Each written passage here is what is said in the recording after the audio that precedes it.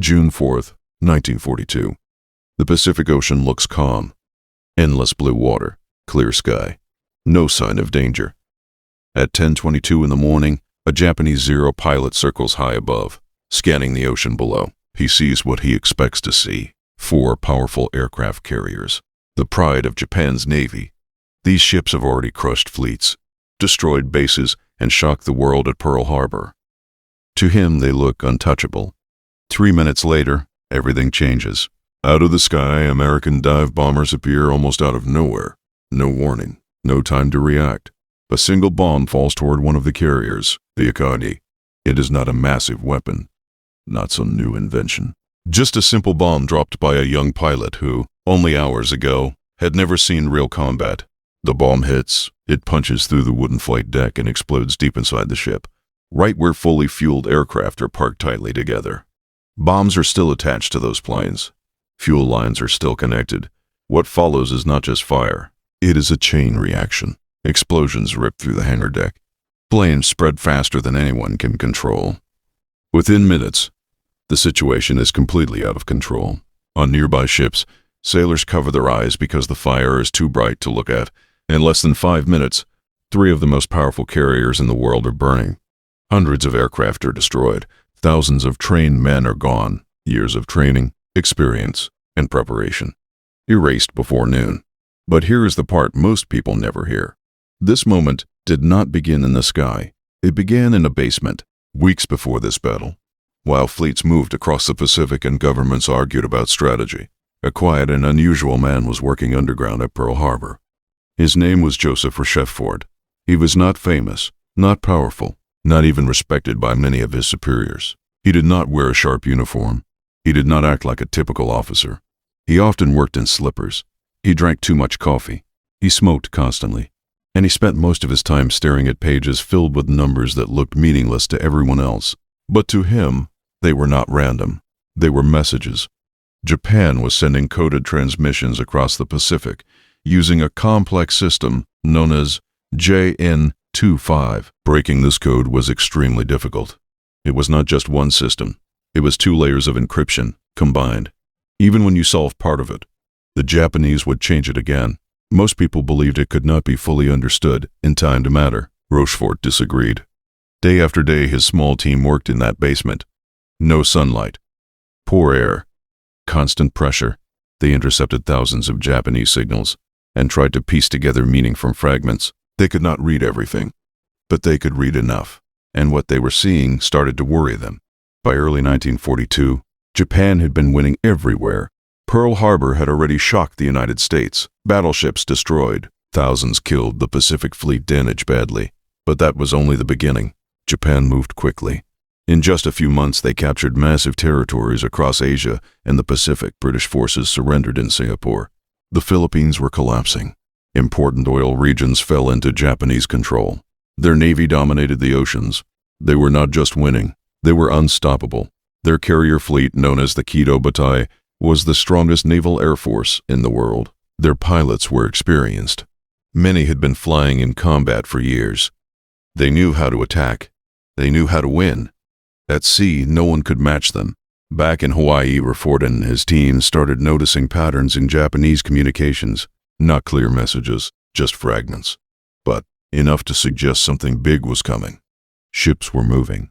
Supplies were being redirected. Fuel requests were increasing. Aircraft were being prepared. This was not normal activity. This was preparation for a major operation. The only problem was, they did not know the target. In the coded messages, Japan kept referring to something called F. That was it. Just 2 letters. No explanation. In Washington, intelligence officers studied the same information and reached a different conclusion. Some believed AF might refer to Alaska. Others thought it could even be the American West Coast. The idea of a direct attack on the United States created fear and pressure. Leaders wanted to prepare for that possibility. Rochefort was not convinced. From his basement, looking at incomplete data, he believed something else. He believed AF meant Midway, a small isolated island in the Pacific. Not very important at first glance, but strategically, it was critical. It sat between Japan and Hawaii. If Japan captured it, they could threaten Pearl Harbor again, and possibly push further. Rochefort studied every detail, movement patterns, timing, communication behavior. Everything pointed to Midway. But there was a problem. No one believed him. His superiors in Washington pushed back hard. They told him he was wrong. They told him to stop focusing on Midway. Some even considered removing him from his position, but Rochefort refused to change his conclusion. He needed proof, not theory, proof that could not be ignored. So he came up with a plan. Simple, risky, and brilliant. He contacted the commanders at Midway and gave them a strange instruction. Send a message, an unencrypted message. A fake report saying the island was running out of fresh water because its desalination system had failed. It was a trap. If Japan was truly targeting Midway, they would intercept that message. And if AF really meant Midway, they would mention the water shortage in their own coded communications. Then, there would be no argument. They sent the message, and then they waited. For 2 days, nothing happened, and finally a Japanese transmission was intercepted and partially decoded. It mentioned AF, and it mentioned a shortage of water. That was it. That was all Rochefort needed. He had his proof. AF was Midway. Japan was coming. When Rochefort presented this to Admiral Chester Nimitz, the commander of American forces in the Pacific, the decision that followed would change history. Nimitz had a choice. Trust Washington, or trust the man in the basement. He chose Rochefort. Immediately, orders were given. American carriers were sent toward Midway. They would not defend from behind. They would wait ahead, hidden, ready to ambush the Japanese fleet. But there was another problem. America did not have enough strength. At that moment, only 2 carriers were fully operational, Enterprise and Hornet. A third carrier, Yorktown, had been badly damaged in an earlier battle. Experts said it needed months of repairs. Nimitz did not have months. He had days. So he gave an impossible order. Fix the Yorktown in 3 days. What followed was not normal repair work. It was a race against time. Hundreds of workers rushed onto the ship. They worked day and night without stopping. Damaged sections were patched quickly. Systems were repaired just enough to function. It was not perfect. It was not safe. But it was enough. After just 72 hours, the Yorktown was back in the water. Not fully repaired, but ready to fight. Meanwhile, American forces moved into position. A location in the ocean was chosen, far from land, far from sight. It was just empty water. But strategically, it was perfect. They called it Point Luck. From there, they could wait, hidden, ready. Japan believed they were heading toward another victory. They believed the American fleet was weak, scattered, and afraid. They believed they had the advantage in every way. They had more carriers, more experienced pilots, more confidence. But they did not know one thing. They had been seen. Every move, every plan, step, predicted by a man sitting in a basement, reading messages no one else could understand. On the night before the battle, Japanese forces moved toward Midway, expecting to surprise the Americans. What they did not know was this. 3 American carriers were already waiting. In the darkness, engines quiet, crews ready, pilots preparing for what would come at dawn. The stage was set, not by luck, not by chance, but by intelligence. And yet, even with all of this preparation, victory was not guaranteed. Because knowing the enemy is one thing, defeating him is something else entirely. In the early hours of June 4, 1942, as the sun began to rise over the Pacific, young pilots climbed into their aircraft. Many of them had never faced real combat before. They checked their instruments. They waited for orders. Some tried to stay calm. Others knew the truth. Not all of them would come back. What happened next would decide the future of the Pacific War. And it would begin with one of the most dangerous missions ever flown. The sun rises slowly over the Pacific. On the decks of American carriers, engines begin to roar. Crew members move quickly, giving signals, checking weapons, locking in final adjustments. There is no time to think too much. Everything is happening fast now.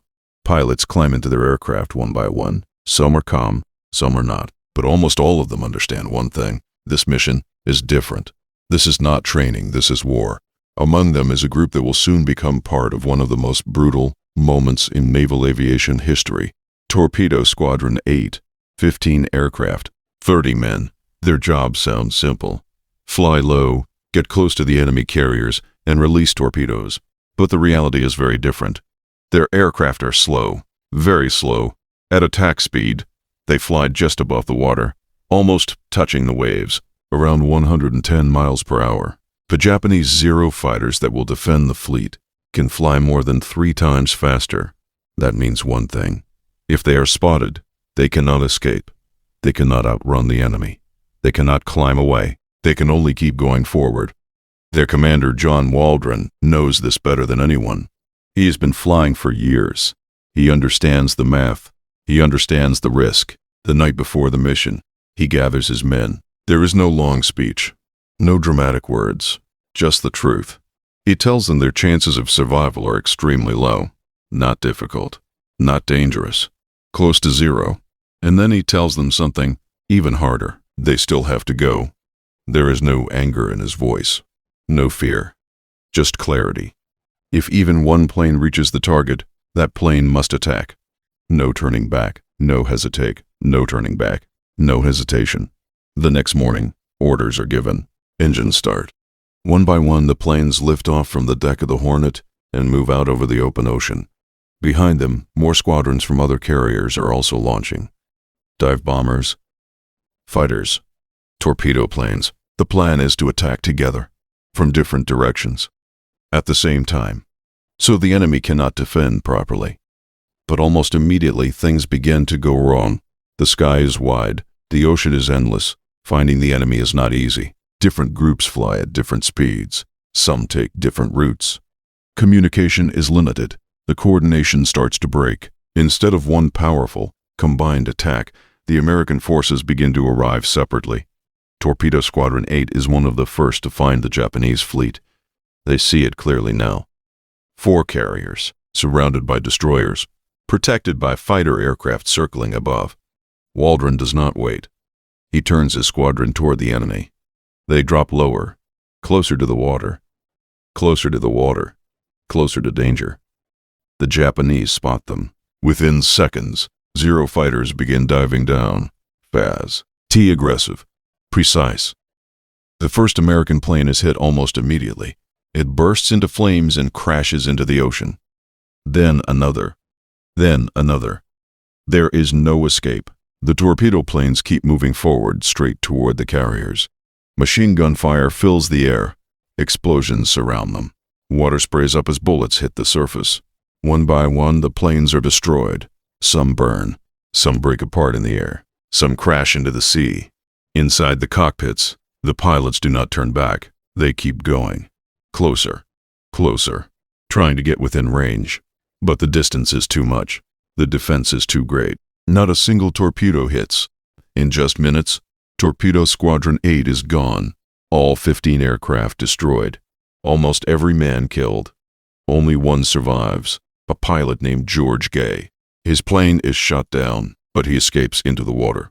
He watches the battle from the surface of the ocean, hiding under a seat cushion to avoid being seen. Around him, the wreckage burns. But the attack is not over. Minutes later, another American torpedo squadron arrives, then another. From different carriers, from different directions, all facing the same fate. They fly low, they fly slow, they are spotted, and they are destroyed. The Japanese defense is nearly perfect. Their fighters intercept quickly. Their anti-aircraft guns are accurate. Their ships move fast, turning sharply to avoid torpedoes. Attack after attack fails. No hits, no damage, just loss after loss. From the Japanese point of view, everything is going exactly as planned. They are winning, completely. On the bridge of the carrier Akagi, Admiral Nagumo watches the battle. He sees the American planes coming in small groups. He sees them destroyed one after another. He sees the ocean filled with burning wreckage. By around 9:30 in the morning, the situation looks clear. The American attack has failed. Nagumo begins preparing his counterattack. His aircraft are being rear-manned. Bombs are being loaded. Fuel lines are connected. Everything is being prepared for a powerful strike against the American carriers. Victory seems close, but something important has changed. Something Nagumo does not fully realize. The Japanese fighter planes, the Zeros, have been busy. very busy. They have chased American torpedo planes down to low altitude. They have used fuel. They have used ammunition. They are spread out. And many of them are now far from their ideal defensive position. Above the fleet, the sky is almost empty. For a few minutes, there are very few fighters at high altitude. At the same time, high above the clouds, something else is happening. American dive bombers are searching. They have been flying for a long time. Fuel is running low. Some pilots are starting to think they will have to turn back. Then, one pilot sees something, a ship, a Japanese destroyer, moving fast, leaving a visible trail in the water. He makes a decision. Instead of returning, he follows it.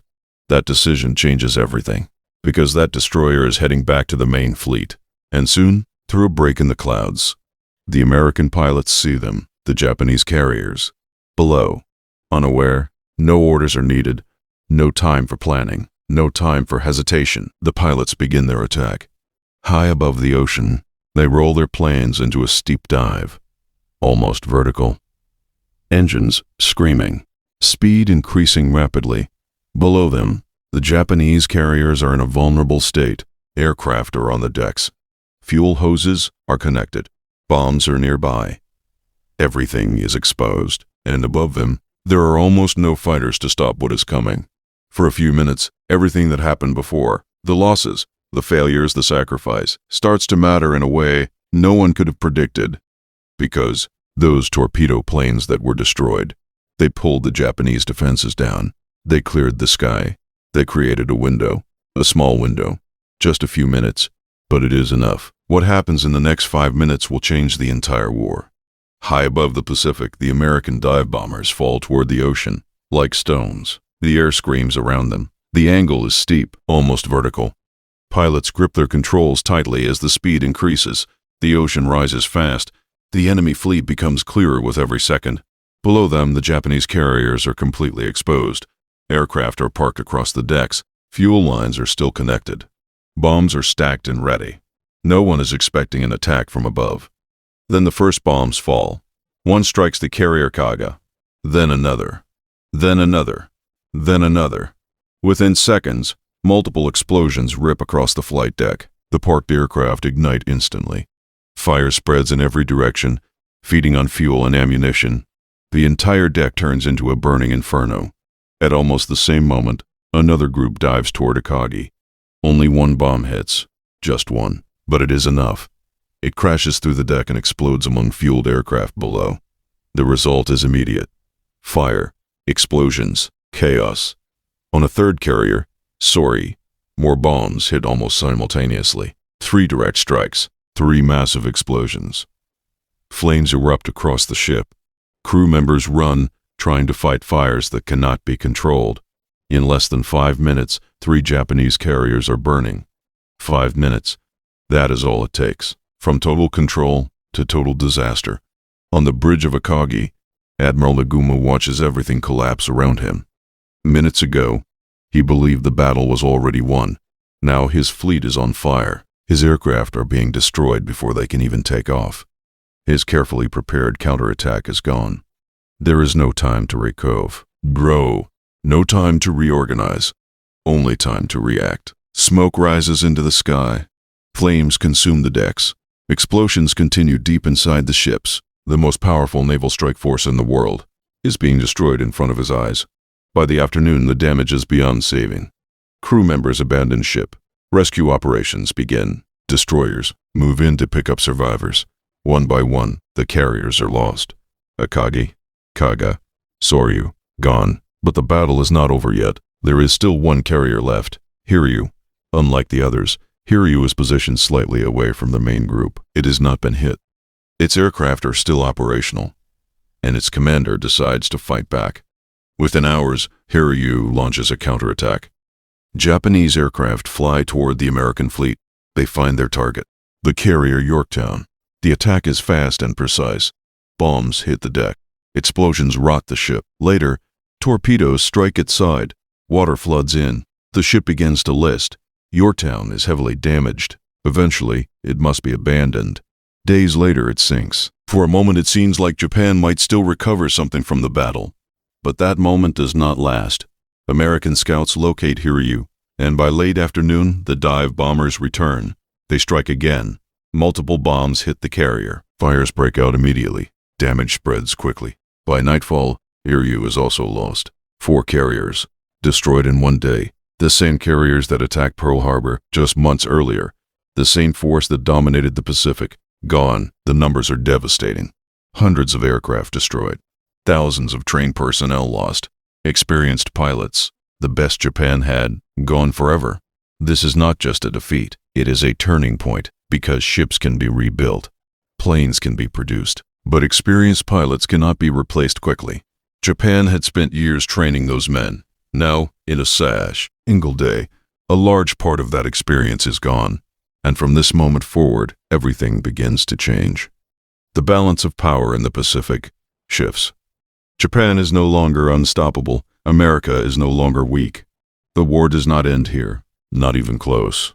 But the direction of the war has changed. And it all comes back to something simple. A decision to trust one man. Because none of this happens without the intelligence that came before it. Back in that basement at Pearl Harbor, Joseph Rochefort and his team made it possible. They did not fire weapons. They did not fly planes. They did not stand on the decks during battle. But they saw the enemy coming. They understood the plan. They predicted the target. They turned uncertainty into knowledge. And that knowledge allowed 3 American carriers to be in the right place, at the exact right time. Without that, there is no ambush, no surprise, no 5-minute window, no victory. But the story does not end with the battle. Because after the smoke clears, after the reports are written, after the world begins to understand what has happened, something else begins. Politics. Back in Washington, credit becomes important. Who was right? Who made the decision? Who deserves recognition? And in that system, Rochefort becomes a problem. He had been right when others were wrong. He had challenged higher authorities. He had proven them wrong in the most public way possible. And institutions do not always reward that. Instead of recognition, he is reassigned, removed from his position, sent away from intelligence work. No public praise, no immediate award, no celebration. The man who helped make Midway possible disappears from the story. The war continues. Battles are fought. New strategies are developed, and the system he built, the methods he used, continue to produce results, even when he is no longer there. Years pass. The war ends. History is written. Famous names are remembered. Admirals, generals, commanders. But the man in the basement is mostly forgotten. Decades later, long after his death, he finally receives recognition, an award given too late.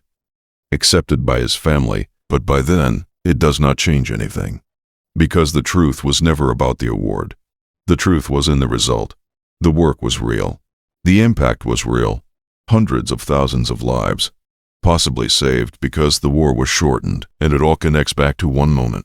A coded message. 2 letters. AFA. A decision to question it, to test it, to prove it, and a refusal to accept being wrong when everything said otherwise. June 4th, 1942. 5 minutes. 3 carriers burning. A 4th destroyed by night. An empire's momentum broken. Not just by bombs. Not just by planes. But by information. By analysis.